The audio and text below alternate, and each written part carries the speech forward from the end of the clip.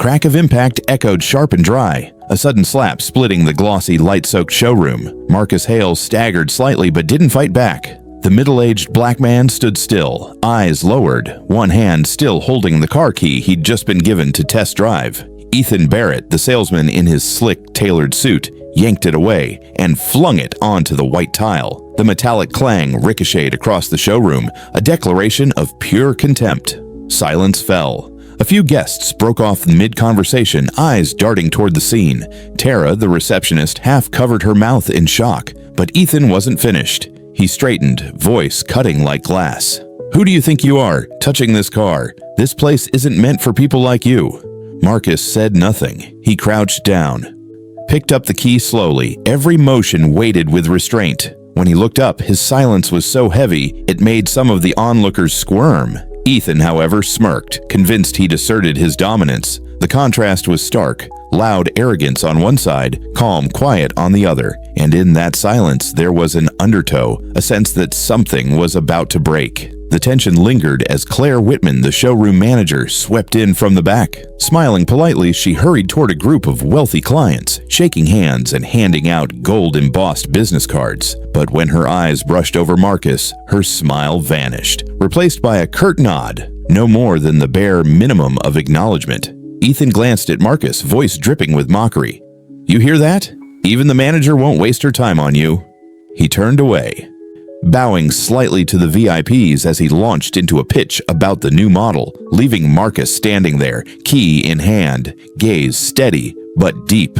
From behind the reception desk, Tara watched with unease. She wanted to step forward, but Ethan's sharp look froze her in place. The other guests chatted casually, unfazed, used to this quiet segregation of who got to sit in leather seats and who didn't. Marcus moved toward the car, but Ethan blocked his path, arms folded across his chest. The space between them became a wall. No words were needed, the hierarchy was already clear. Yet inside Marcus's silence lay defiance. Inside Ethan's smug grin, a spark ready to ignite. Ethan leaned closer, voice sharp.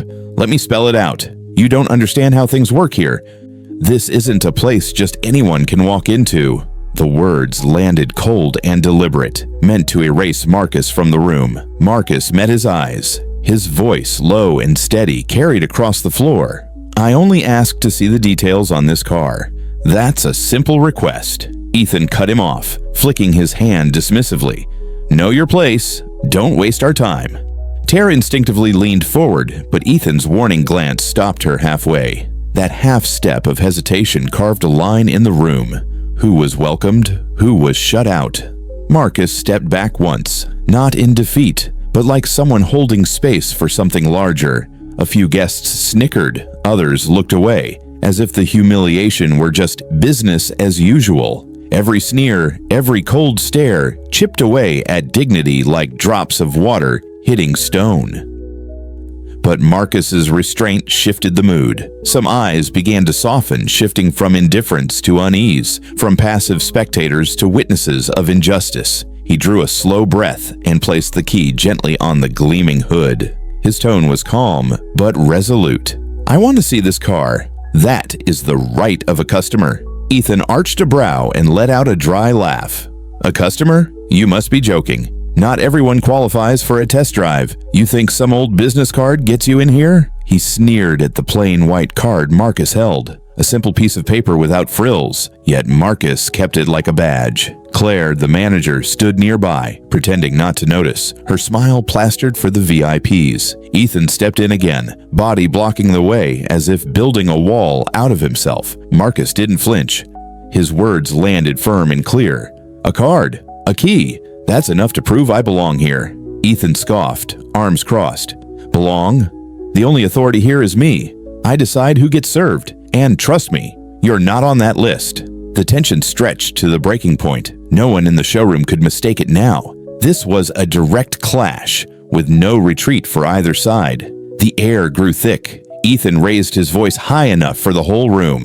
"Let me be clear, we're not serving you. This place is not for you."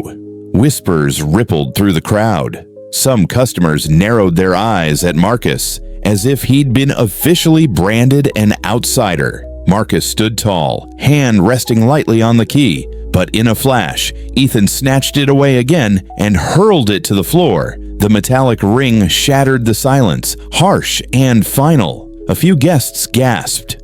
Others stepped back, as if they'd seen something indecent. Marcus bent down, retrieved the key once more, calm and deliberate. No outburst, no anger, just silence weighted with meaning. His eyes swept across the room, so steady that some of the wealthy guests instinctively looked away. Believing himself victorious, Ethan smirked. "You see, this place has its rules. People like you don't get to cross the line."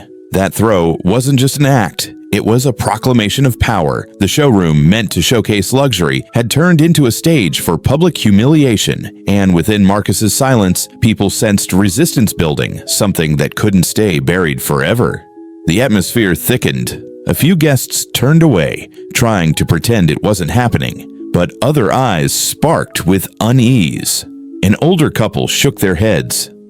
A young man raised his phone, recording. Nearby, Carmen Lee hesitated, then lifted her phone too, pointing it toward Ethan and Marcus. Her hands trembled, but her gaze was steady. Marcus's silence had made it impossible for her to stay passive. Behind the desk, Tara bit her lip, torn. She wanted to say something, but the weight of her colleagues and her manager's silence kept her frozen. Nobody wanted to be the first to break ranks. Noticing the cameras, Ethan barked, "What are you filming? This man's just a stranger causing trouble." But instead of diffusing things, his words only added fuel. The room felt hotter, tighter, injustice burning through the luxury air. Some guests looked at Marcus with sympathy now. His quiet strength was starting to overshadow Ethan's noise. Marcus's eyes drifted toward the desk, to Tara. His voice calm but firm. "Could I get a glass of water, please?" A simple request, the smallest of courtesies. Tara froze, her eyes meeting his before darting nervously to Ethan. "Don't bother." Ethan snapped, his tone sharp as a blade. "There's no water here for people like him." The words landed like a strike, cold and final. Tara bit her lip, hesitated, then set the glass down behind the counter without serving it. In a showroom filled with fine whiskey and luxury perks for VIPs, even a glass of water had been turned into a privilege out of reach. Marcus didn't flinch. He simply lifted the key in his hand, as though the small piece of metal weighed 1,000 pounds. Around him, murmurs spread, some guests annoyed, others casting uneasy, sympathetic glances his way. A chair near the display, meant for customers to rest, was blocked off by Ethan, forcing Marcus to remain standing. A chair, a glass of water, everyday things, had now become invisible boundaries, proof of open exclusion. And in every dismissive wave of Ethan's hand, in every refusal Tara was forced to make, there was more than disrespect. It was a performance of false authority, deciding who was worthy and who wasn't. The air grew heavier by the minute. Ethan pressed on. He stepped closer, raising his voice so the entire room could hear. "Let's be honest, you don't belong here. We sell to people with class, not dreamers wandering in off the street."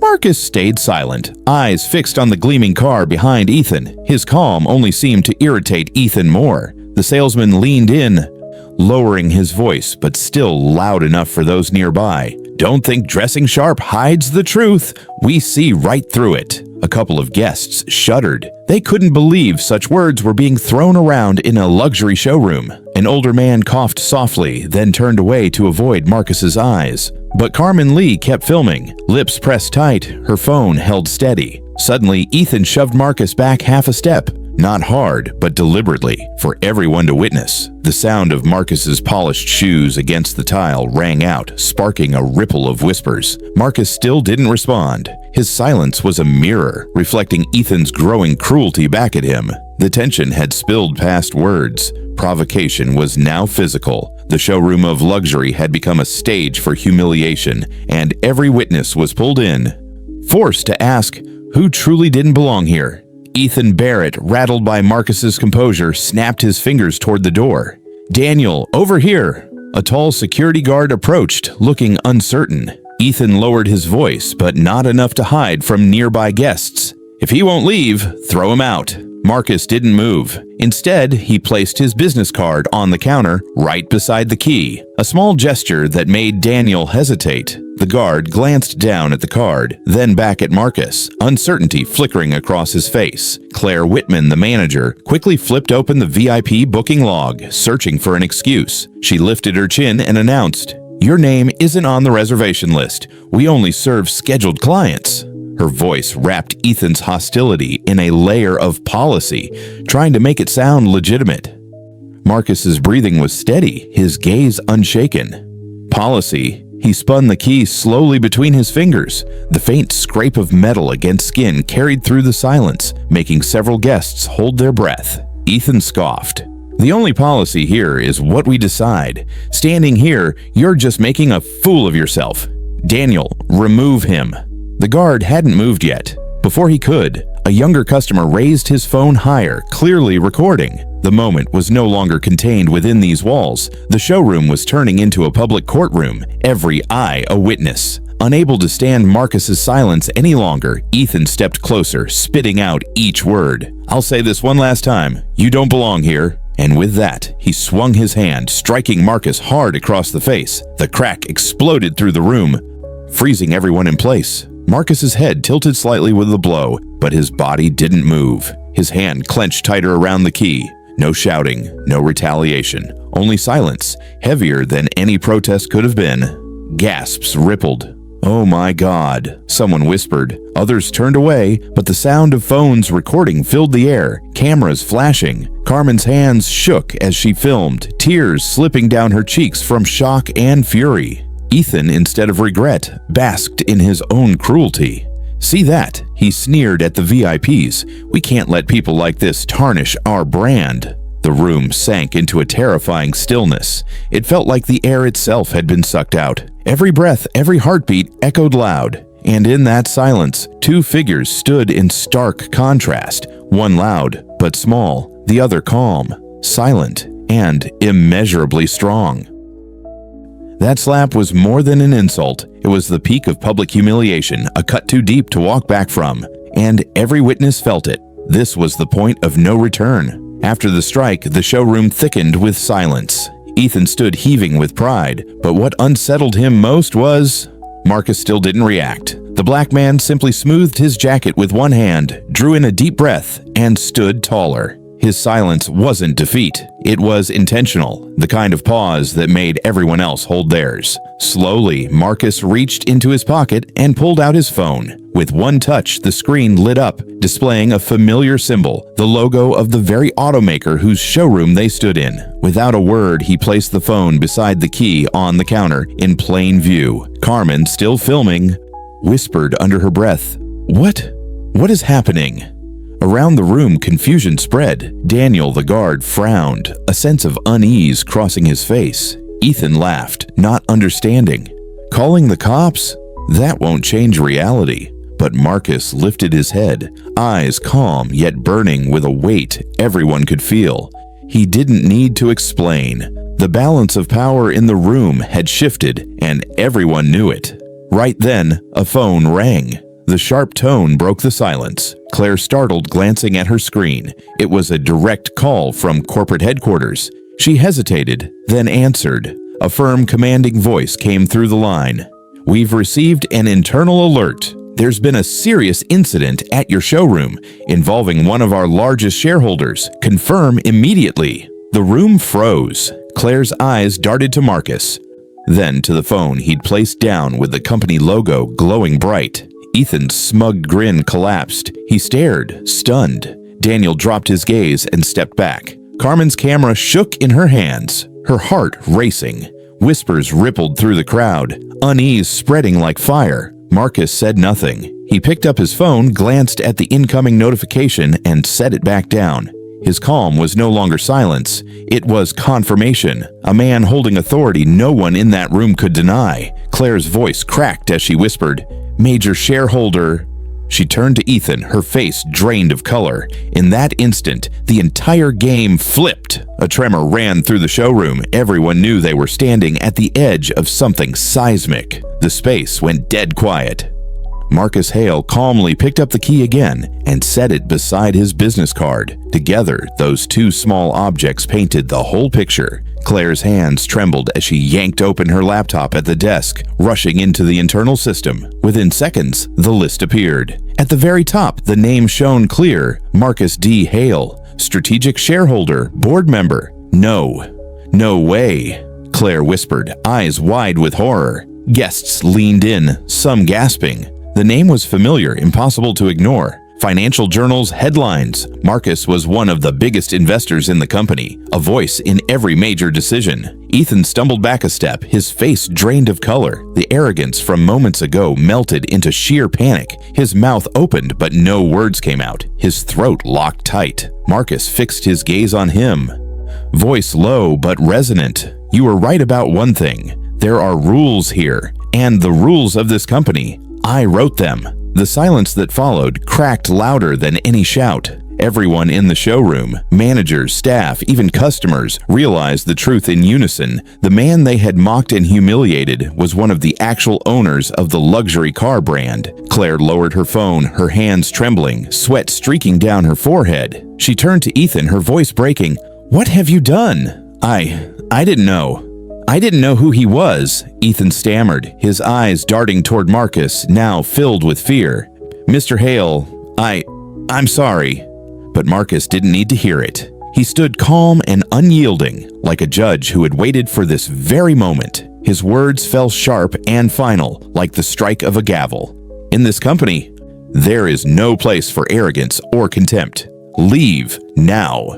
Daniel, the security guard, stepped forward. No hesitation this time. He set a firm hand on Ethan's shoulder, eyes resolute. Customers looked on, some even allowing themselves a quiet sigh of relief, a faint smile. Carmen Lee kept her phone steady, recording every second. When Ethan was escorted out, stripped of the swagger he once flaunted, that video became undeniable proof of what had unfolded. Claire bowed her head, her voice small. "Mr. Hale, I'll take responsibility. I'll file the full report." Marcus simply nodded. He didn't need anger, didn't need to raise his voice. His presence alone was enough to make every head in the room lower. Real power never shouts, it weighs down until even the proudest are forced to bend. The showroom's energy shifted completely. Ethan vanished through the doors, leaving behind only a heavy void. Claire stood silently. Daniel stepped aside, and the chaos dissolved into something else: respect, reverence, and absolute quiet. Marcus walked slowly to the center of the room, the keys in his hand clinking softly as they touched the display table. He didn't have to say another word. His composure alone was the loudest declaration. Carmen Lee, still filming, stepped closer. Her voice shook, but carried clearly. "Thank you. If you hadn't stayed silent until the end, we might never have seen the true face of arrogance." A few customers nodded in agreement. Some even began to clap. Claire lifted her head, her eyes red, her voice trembling. "Mr. Hale, on behalf of the showroom, I apologize. We'll take full responsibility." Again, Marcus only gave a slight nod. He didn't berate them, didn't humiliate them in return. That restraint, that quiet dignity, made their apology cut even deeper. The eyes that had once dismissed him now followed him with respect. As the soft applause grew louder, one truth rang clear. Dignity cannot be trampled. It only needs a moment to shine, and when it does, it makes the world bow. By that evening, Carmen Lee's video had gone viral. Millions of views, thousands of comments. It wasn't just a story about an arrogant employee. It was a social lesson. Never judge someone by appearances. The showroom quickly held a press conference. Claire, face taut with stress, made a public statement.